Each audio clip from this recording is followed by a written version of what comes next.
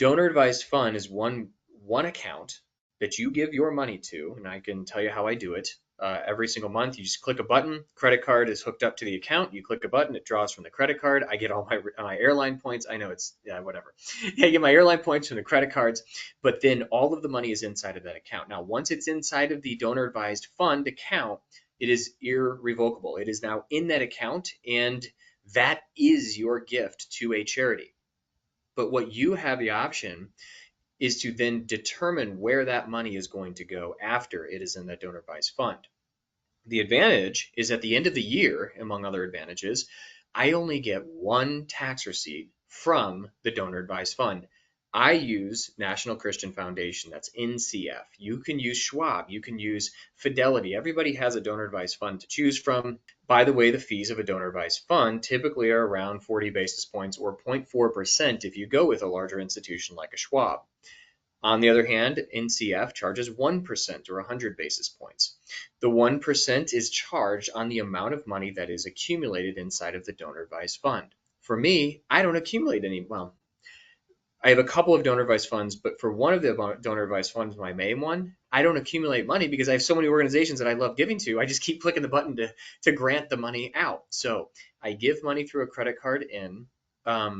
Systematically, usually once or twice a month. You can do a recurring schedule. You can do one time with a credit card. It doesn't matter however you want to do it. Then the money's in the account. You can log into your portal. You can see how much money's in that account.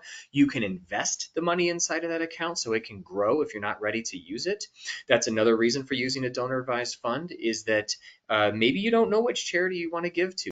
Fine. Put it in the donor advised fund, get your tax benefit in the year of contribution in the donor advised fund, and then you can decide down the road when you want to give to an organization or how much you want to give to the organization. You don't have to make the decision then.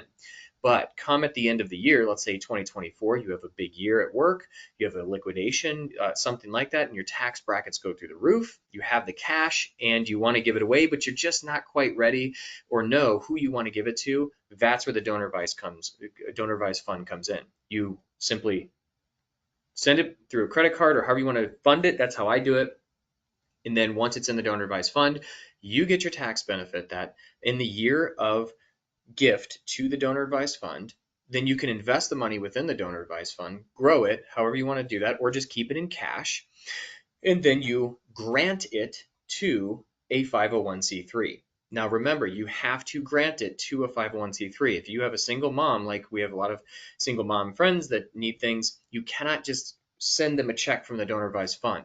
The donor advised fund can only give grant checks to real organizations. So what they'll do is they'll have a Rolodex of organizations, like NCF has thousands of organizations that they have already approved as 501c3s that align with their vision.